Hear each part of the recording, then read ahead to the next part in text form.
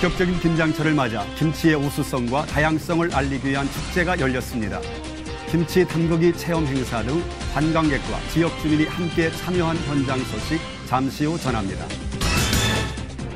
지난 금요일 파리 연쇄 테러 사건으로 IS의 폭력성은 전 세계의 숙제가 됐는데요. 갈수록 확대되고 있는 이슬람 극단주의 세력의 문제점, 영익교회 박종상 목사에게 들어봅니다. 통일의 한 걸음 더 가까이 가보는 통하라 한반도. 오늘은 북한의 사회 계층은 어떤 기준으로 나뉘고 주민들의 생활은 어떻게 통제가 되는지 고려대 남광규 교수와 함께 알아봅니다. 안녕하십니까. 김길배 목사입니다. 조기 유학을 가는 학생 수가 8년 만에 3분의 1로 줄었다고 합니다.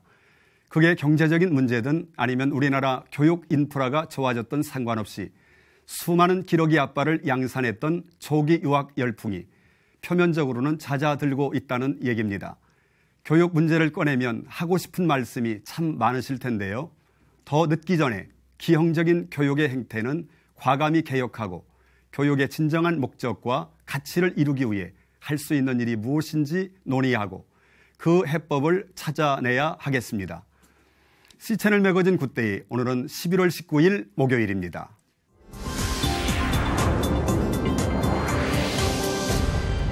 첫 순서로 국내 뉴스부터 정리해드립니다. 김장철을 맞아 가정과 교회 등 곳곳에서 김장 담그는 행사가 많은데요. 고춧가루와 고랭지, 배추로 유명한 경북 영양에서는 직접 김치를 담글 수 있는 축제가 열려 눈길을 끌고 있습니다. 유성훈 기자가 취재했습니다. 맛과 향이 뛰어난 고추로 유명한 경상북도 영양군.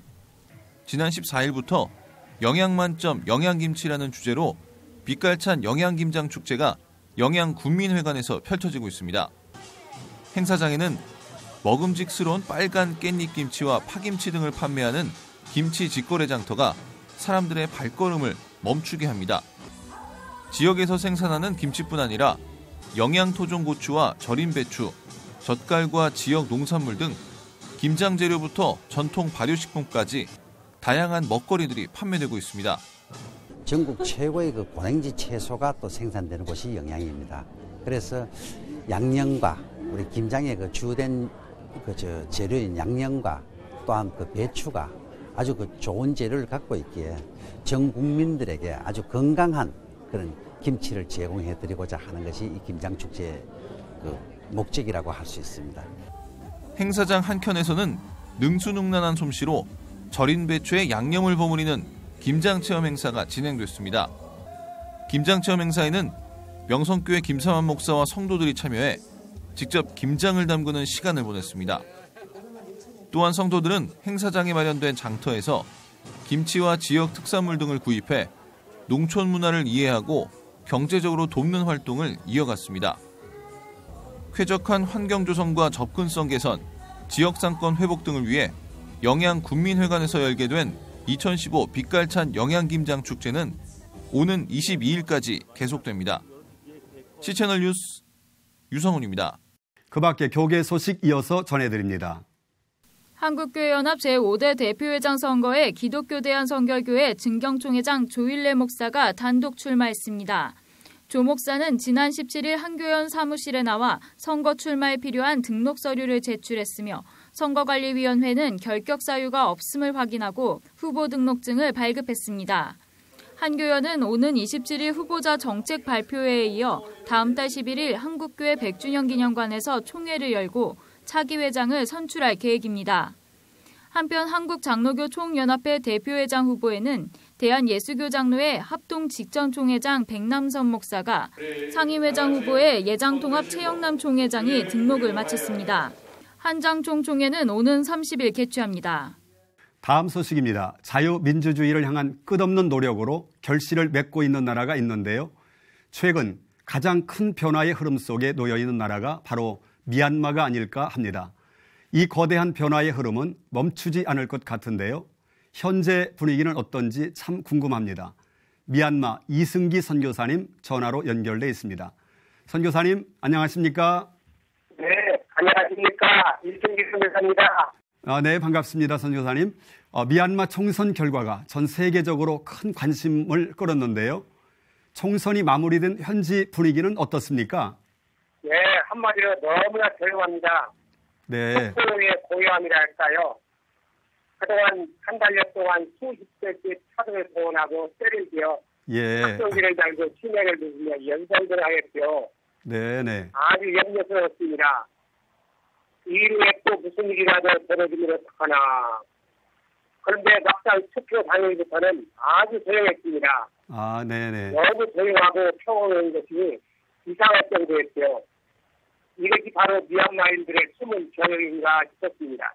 아, 네, 그렇군요. 그 말씀하세요. 미얀마 대통령도 순조로운 정권 이양을 약속했지 않습니까? 해인세인 미얀마 대통령이 총선에서 승리한 민주주의 민족동맹 NLD에 네. 평화적으로 정권을 이양할 것을 거듭 다짐했습니다. 예. 해인세인 대통령은 양곤에서 아웅산 수치 여사가 이끄는 NLD 대표들을 만나서 이와 같이 밝혔는데요. 예. 권력은 새 정부에 세계적으로 이양될 것이라며 이에 관해 걱정할 필요는 없다고 말했습니다. 네네. 미얀마 현 정부는 2016년 2월에 예. 권력이 모두 물러나게 됩니다. 아, 워낙 그 사회 곳곳에 군부가 차지하고 있던 기득권들이 쉽게 포기되지 않을 것 같은 그런 데요. 향후 상당한 마찰도 예상될 것 같습니다. 어떻습니까? 예, 앞서 말씀드린 대로 대통령이 평화적인 정권 교체를 약속했지만 53년 동안 오랜 군부 통치의 거대한 태산을 예. 어떻게 민심과 정기로 협상하여 안정되고 평화적인 정권 교체를 이루느냐를 국가적인 숙제로 생각하고 있습니다. 예. 여기가 참 많았지요. 그러나 현 대통령도 군부 지도자도 세대로 인정하고 새 정부에 적극 협력하겠다고 공언했으니까 예. 평화적인 정권 교체가 잘 이행된다고 생각합니다. 네. 왜냐하면 미얀마인들은 남에게 해를 끼칠 일 매우 싫어하는 신사적인 국민성이 있어서 예. 아주 잘 될 거라고 생각해요. 예, 미얀마가 국제사회의 도움을 수용하는 것도 많아질 것 같은데요. 자, 이런 시기에 국제사회가 원조에 참여할 때 어떤 것을 좀 염두에 둬야 할까요? 예, 한국을 비롯해서 많은 나라들이 지구상의 마지막 미개발된 고도의 나라 미얀마라고 생각하고 네. 그동안도 많은 나라들이 아파트, 탄광, 원조 등의 선물들을 싸들고 찾아와서 예. 인정 선수를 이루며 공연으로 열을 올리고 있었죠. 네. 그러나 더 중요한 것은 진정한 우방국으로 도우려면 엄청난 지상 지하 자원과 인적 자원만 보지 말고 네. 인간적으로 존중하고 배려하고 사랑하며 공방성장 우호관계로 나가야 할 것입니다. 네. 사실 미얀마는 국민성이 매우 착하고 순하고 부지런한 민족입니다. 지구문화도 세계 제1위라잖아요. 예. 이런 좋은 국민성 위에 복음이 심겨지면 얼마나 더 좋은 나라가 될까요? 예. 아직도 135개 종족 중에서 132개 종족이 복음화율 0.1% 미만인 이전도 종족이 남아 있습니다. 복음은 상고모장이기도 하죠. 예. 이차에 한국교회 성도님들도 미얀마의 장래를 위해서 기도 좀 많이 해주세요. 네네. 머지않아 성령의 선 바람을 불어주시면 학시간에 복음의 물결이 온 땅을 덮고 복음의 나라, 축복의 나라, 그리고 선교의 미얀마가 될 것을 바라봅니다. 네, 선교사님 말씀하신 대로 변화의 중심에 있는 미얀마가 하나님의 섭리 안에 놀라운 은혜를 경험할 수 있는 시간이 될 수 있기를 저희도 함께 기도하겠습니다. 선교사님 오늘 소식 감사합니다. 네, 감사합니다.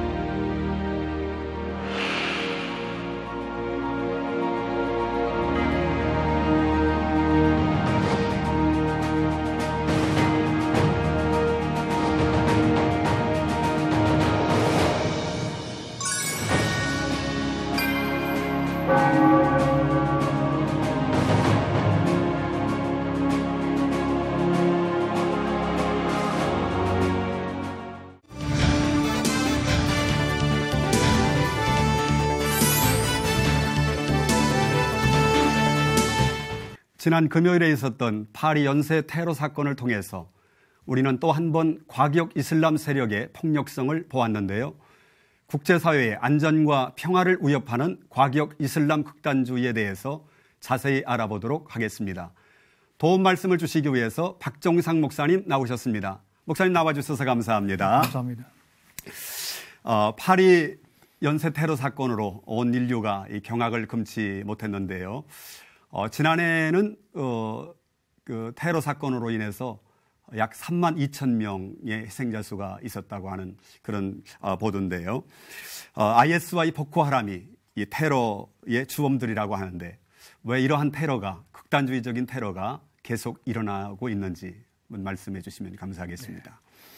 이슬람 신봉자들이 하는 테러에는 보통 두 가지 양상을 보입니다. 하나는 네. 종교적인 목적을 가지고 하는 것이 있고 예. 또 하나는 정치적인 목적을 가지고 하는 것이 있는데 사실 이 두 가지는 불가분리의 관계에 있기 때문에 어느 것 하나 분리해서 이해하거나 설명하기가 쉽지가 않습니다. 예. 또 거기다가 이번 테러 사건 같은 경우에는 그 자생적인 그 모슬렘의 테러리스트들 그 상황을 볼 때에 근데 생존 문제, 그다음에 서구 사회에서 당하는 여러 가지 그 부당함에 대한 불만의 문제가 얽혀져 있고 또 국제 관계에서도 역학 관계가 이번에 이제 이런 그 테러를 빈번하게 발생시키지 않나 그렇게 생각을 하고 있습니다.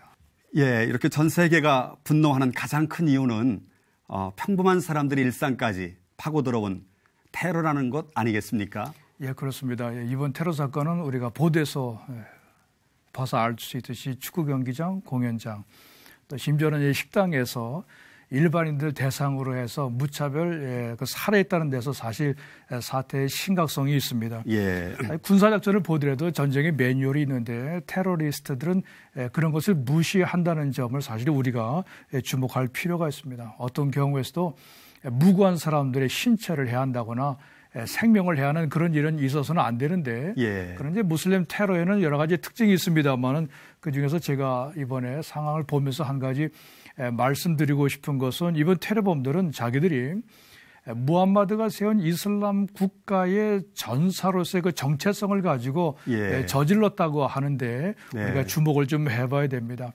사실 우리가 이제 영어로 이제 IS 그러는데 IS는 그냥 글자 그대로 문자 그대로 이슬람 국가 아닙니까? 그래서 이제 그 무슬림들 입장에 볼 때는 국제사회에서 반드시 인정해야 될 그런 국가 체제인데 그 어느 나라도 이것을 테러 집단으로 보지 국가 체제로 보고 있지 않습니다.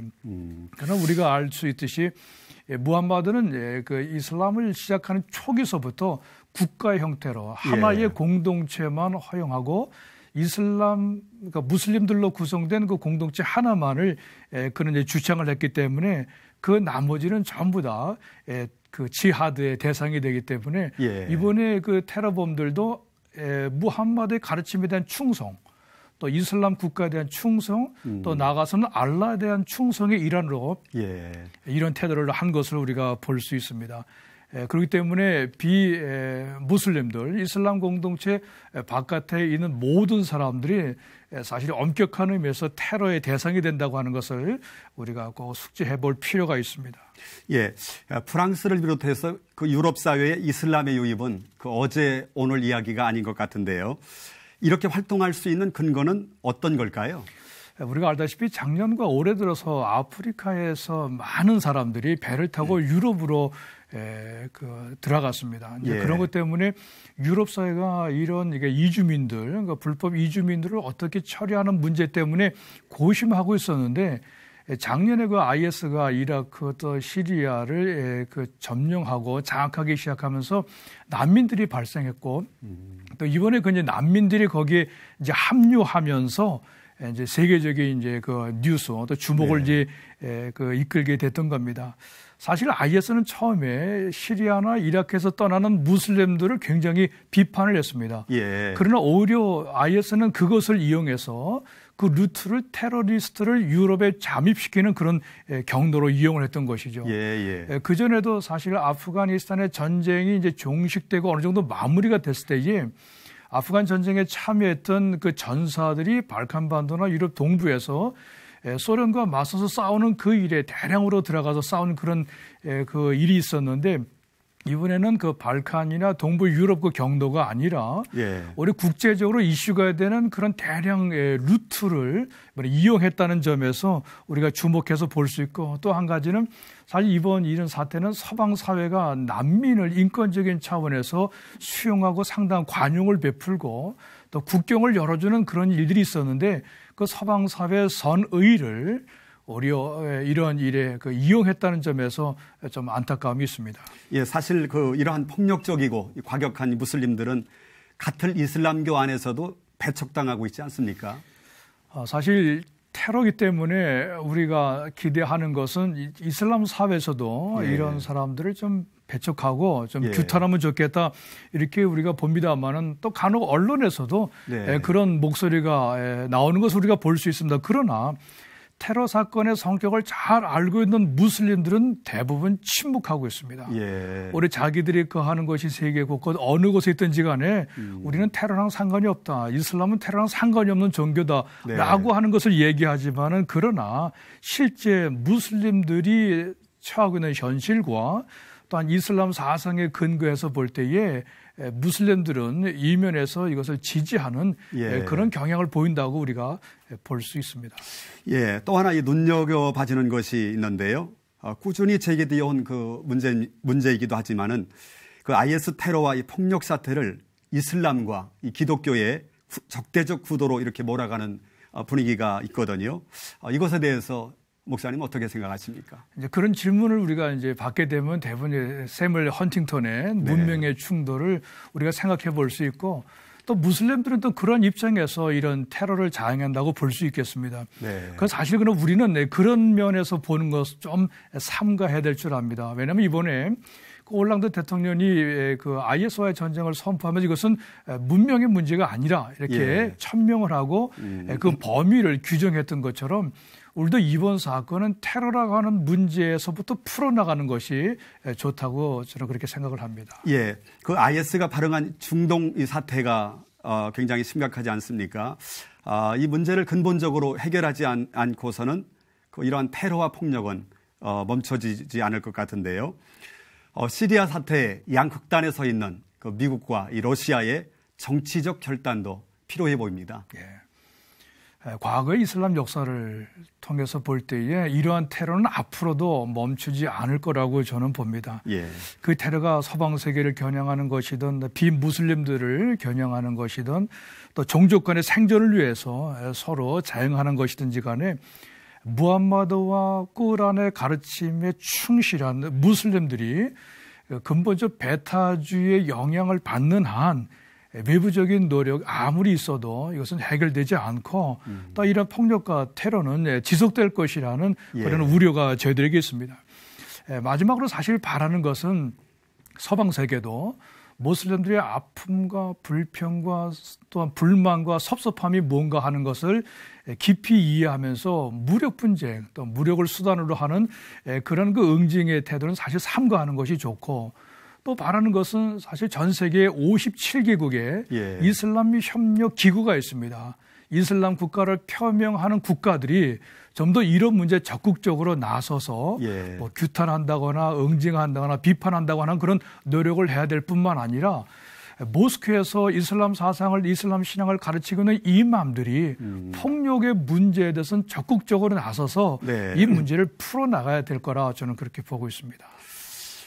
네, IS가 또 다른 테러 위협을 경고하고 있는 상황입니다만, 또다시 사태가 악화되지 않도록 평화를 지킬 수 있는 모든 방법을 강구해야 하겠습니다. 목사님, 오늘 말씀 감사합니다. 네, 감사합니다.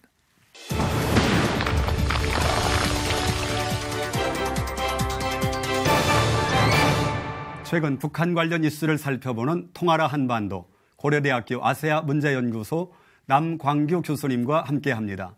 교수님 안녕하십니까? 네, 안녕하세요. 지난주에 북한에서 대학을 진학하는 그 입시 제도에 대해서 알아봤는데요. 여기도 신분과 이 계층에 따라서 대학 갈 수 있는 조건이 다르다고 말씀하셨습니다. 북한의 사회계층 아무래도 당원 중심으로 나누어지겠죠?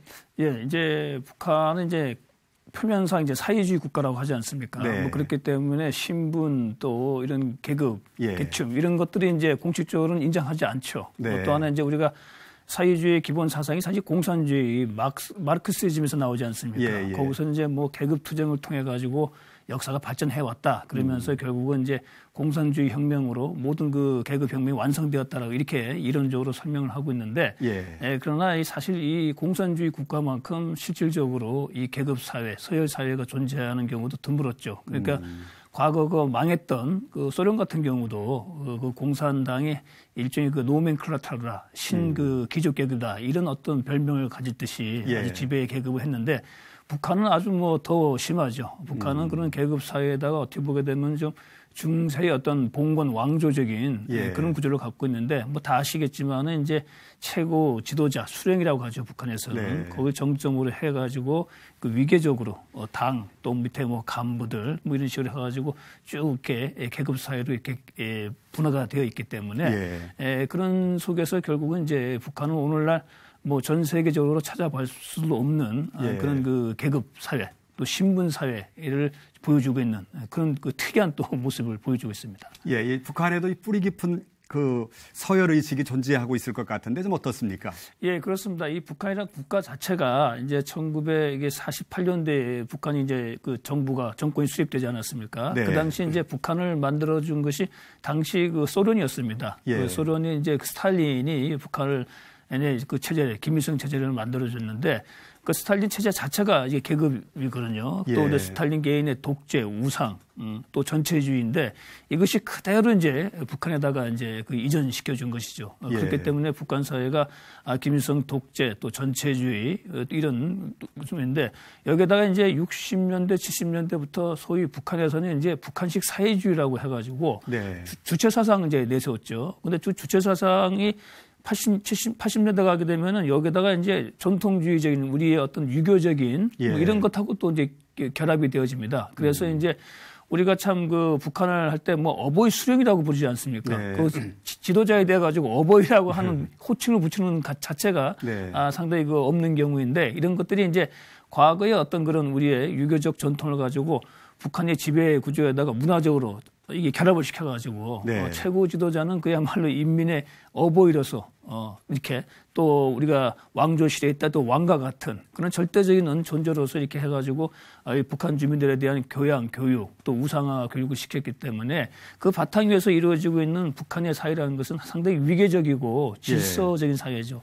그리고 또 하나 이제 북한이 그런 그 사회 계층을 구분할 때 크게 한 세 가지로 나눕니다. 그래서 북한 체제, 공산주의의 투철한 계층 그리고 네. 이제 약간 좀 동요하는 계층 그리고 이제 적대적인 계층 이렇게 나누고 또 세부적으로는 아주 세밀하게 촘촘하게 또 이게 구분을 해가지고 51개의 사실상의 좀 계층 계급을 구분해서 그것을 이제 북한 사회를 통치하고 최고 지도자 수령을 중심으로 해가지고 북한 주민들의 복종을 이끌어내는 그런 이제 체제로 지금 만들었기 때문에 네. 지구상에 존재하는 국가 중에서 어찌 보게 되면 가장 계급화되어진 서열화되어진 그런 사회 구조를 갖고 있다 이렇게 볼 수가 있습니다. 예.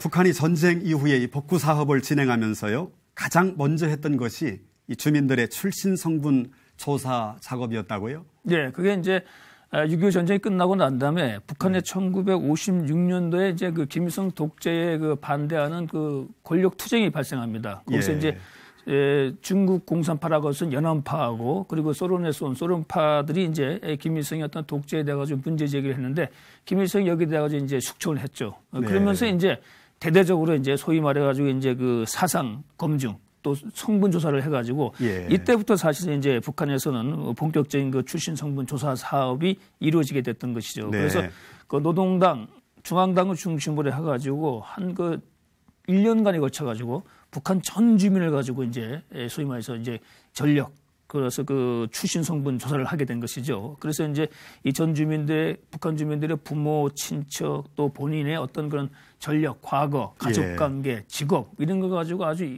광범위하게 조사를 해서 그것을 바탕으로 해가지고 이른바 이제 북한의 그런 일종의 그 통치에 필요한 계층, 계급 구조를 만들었던 것이죠. 네. 그것이 좀 전에 제가 설명드린 것처럼 크게 3개 계층으로 나누고 또 그 3개 계층을 세분화시켜가지고 51개의 세분화된 계층으로 나눠가지고 이 지배계급의 아주 우호적인 세력은 적극적으로 이제 자신들의 어떤 지배계급이나 뭐 당, 군, 간부 또 그런 지배층을 넣고 동요하는 중간 계층이라는 부분들은 이제 일반 북한 주민으로서 또 적대적인 계층은 절대로 북한의 어떠한 공적인 자리나 책임 있는 자리에 가지 못하도록 하는 그런 엄격한 질서, 신분 체제가 사실상 이때 형성되게 된 것입니다. 예, 앞서도 잠깐 언급해 주셨습니다마는 북한은 철저하게 통제된 사회가 아니겠습니까? 그런데 이 당이 주민들을 직접 통제하는 그런 시스템인가요? 그렇죠. 이제 뭐 북한은 아시겠지만 이제 노동당, 이제 보통 이제 사회주의 공산주의는 공산당이 이 정당인데 북한에서는 그 명칭이 이제 노동당으로 해가지고 하기 때문에 당은 또 그 유일 지배당 아닙니까? 이제 단일당이죠.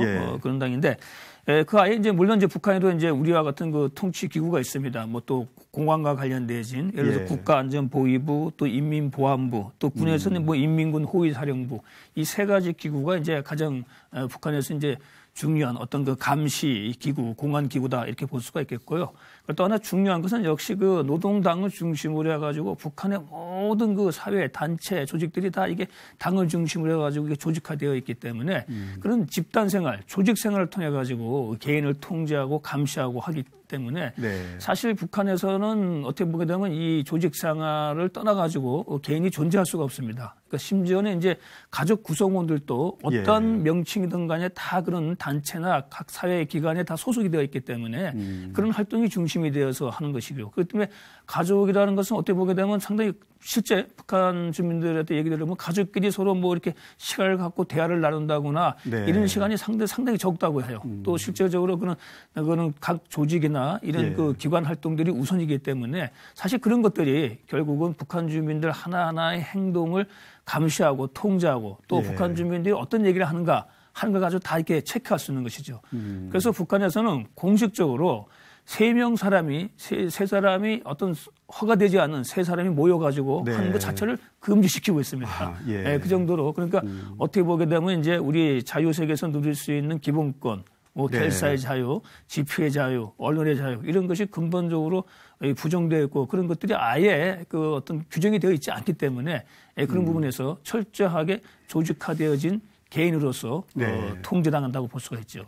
예, 사실 우리나라는 감청이나 이 CCTV 촬영 등 여러 가지 그런 기구들이 최첨단 아닙니까? 근데 이 북한에서는 감찰 활동을 어떻게 하고 있나요? 뭐 우리 같은 경우는 이제 첨단 기술이 발달되어 있고 또 아무래도 필요에 따라 공적인 필요에 따라 가지고 CCTV나 이런 것들이 이제 사회 곳곳에 많이 설치되어 있지 않습니까? 범죄를 예방하고 뭐 하기 위해서 또 여러 가지 이제 뭐 예를 들어서 그 기술들도 좀 발달되어 있지만 북한도 물론 이런 걸 쓰죠. 그러나 북한은 오히려 어떤 그 기술적인 것보다 제가 조금 전에 설명드린 것처럼 그 개인을 가지고 어떤 형태든 간에 조직이나 단체, 사회기관에 소속시켜가지고 그 소속되어진 단체 안에서의 어떤 교육과정, 또 상호 감시 이런 걸 통해 가지고 하는 부분들이 사실 그 가장 그 어떤 그 개인의 생활을 가지고 감시하고 통제할 수 있는 가장 또 강력한 어떤 그 무기가 될 수 있는 것이죠. 그래서 대표적으로 이제 개인들은 기본적으로 이제 북한 주민들은 총알하고는 생활 총알하고 하는 그 학습에 다 기본적으로 참여를 하게 돼 있습니다. 뭐 예를 들어서 일주일에 특정한 날, 예를 들어서 뭐 토요일 같은 날 하루를 정해가지고 일주일의 생활을 가지고 서로 이렇게 발표하고 거기에 대해서 서로 상호 비판도 하고 말입니다. 또 일일 총화도 있고 이런 것들이 항상 이루어지기 때문에 그런 어떤 총화라고 하지만 좋게 얘기하면 회의라고 하는데 사실 실상은 이제 자신의 있는 생활을 그대로 얘기를 하고 아니면 이제 그 상대방의 어떤 생활에 대해 가지고 상호 비판 서로 자아 비판이라고 하죠. 상호 비판이라고 하죠. 뭐 이런 걸 통해 가지고 서로 어떤 걸 감시하게끔 되어 있기 때문에 그런 부분이 있고요. 또 하나 이제 그 학생들도 마찬가지입니다. 예를 들어서 뭐 북한에서는 이제 유학이 그러니까 우리 친구 유치원 과정이 한 2년 있고 그리고 이제 초등학교 과정이 한 4년 정도 있고 그리고 이제 중등학교가 있거든요. 그게 중고등학교인데 거기서 이제 예를 들어서 뭐 소년단이나 사회주의 노동 청년 동맹, 근데 줄여서 사로청이라고 하는데요.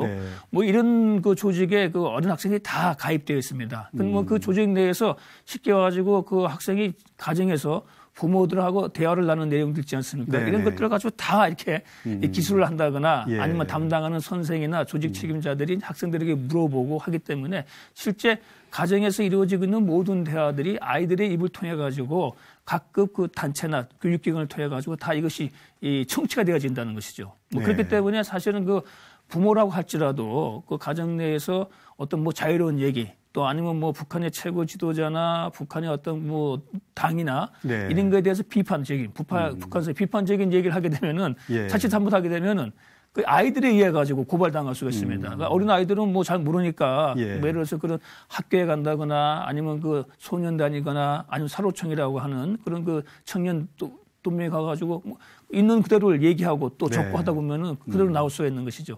사실 그래가지고 사실 그 북한에서는 또 그 곤욕을 치르는 그런 부모들이 좀 많죠. 그렇기 때문에 이게 가정 내에서라도 절대 어떤 북한 체제나 지도자나 예. 정치적인 얘기는 할 수가 없죠. 예. 실제 어떤 결과적으로 가족끼리도 서로 상호 감시하는 그런 체제이기 때문이죠. 네, 이 북한의 그 정치적인 통제도 참 심각하겠지만은 경제 사회적 통제도 큰 부분 아니겠습니까? 네, 기본적으로 이제 공산주의 사회이기 때문에 네. 그 경제 사회적으로 통제할 수 있는 수단은 역시 이제 그 배급이죠. 예, 예, 우리가 이제 모든 북한뿐이라 기존에 과거에 이제 망한 그 네. 사회주의 국가들을 다 국가에서 기본적으로 식량이나 기본 생필품을 다 이게 중앙 공급식으로 하지 않습니까? 그거 네. 자체가 사실은 이제 통제이죠. 그렇기 때문에 그 주민들 개개인의 먹고 사는 것이 네. 결국은 당 국가에 의존하기 때문에 이걸 통해 가지고 모든 그 생활을 가지고 이제 통제해 나가는데 북한도 역시 마찬가지입니다. 이제 그런 그 배급 체제를 통해 가지고 사실상 북한 주민들의 일상을 가지고 통제한다. 그런 의미에서 이제 경제적, 사회적 통제 기구다 이렇게 볼 수가 있겠죠. 그런데 이제 최근에는 이제 북한이 그런 그 북한 주민들에게 공급해 줄 수 있는 예를 들어서 뭐 쌀 배급이나 네. 이런 생필품 배급이 현실적으로 좀 어려워진 상황 아닙니까? 경제가 파탄나다 보니까.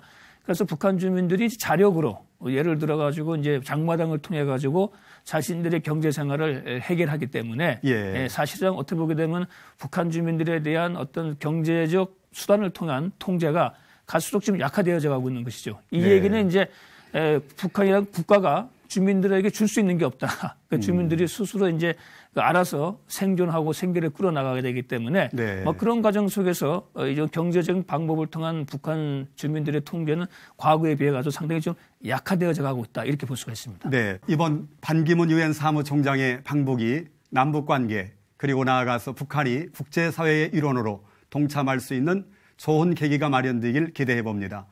교수님 오늘 말씀 감사합니다. 네.